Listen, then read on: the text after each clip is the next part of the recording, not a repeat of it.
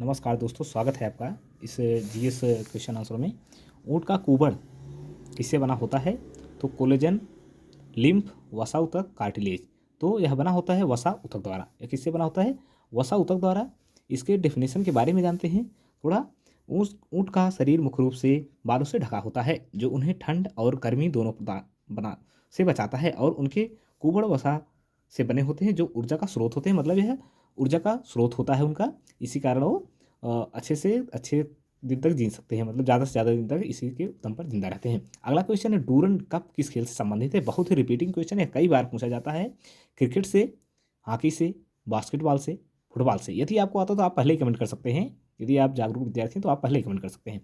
तो यह संबंधित है फुटबॉल से। यह संबंधित है फुटबॉल से। डूरन कप फुटबॉल से खेल से संबंधित है। यह एशिया का सबसे पुराना और दुनिया के सबसे पुराना फुटबॉल टूर्नामेंट्सों में एक है, जिसकी शुरुआत 1888 में हुई थी।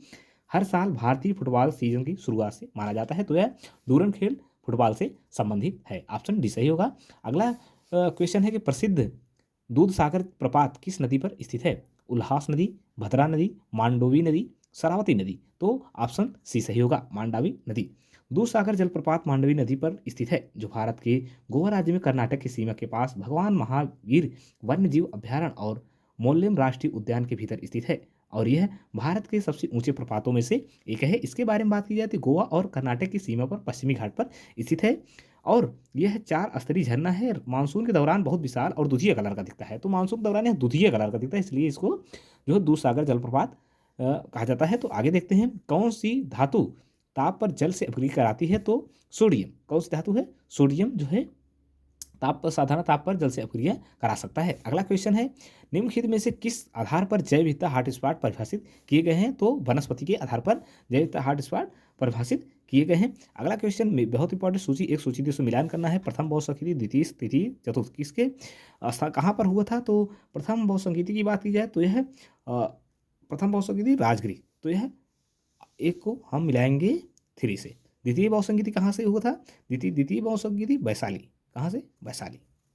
इसे हम वैशाली। तृतीय बहुसंख्यिकी की बात की जाए तो तृतीय बहुसंख्यिकी पाटलिपुत्र। कहाँ पे? पाटलिपुत्र। चतुर्थ वाला अब बच रहा है कश्मीर। तो देखते हैं ये किस में मिल रहा है। तो ए का 3, 1 3 से कहाँ मिल रहा है? तो ए का 3, बी का 2, और सी का 1, और डी का 4। तो ऑप्शन सी सही होगा। तो आपको इस प्रकार से बहुत अच्छे से समझ में आएगा। तो आशा ही नहीं पर विश्वास है आपको बहुत ही अच्छे तरीके से क्वेश्चन आंसर समझ में आएगा। जय हिंद, जय भारत।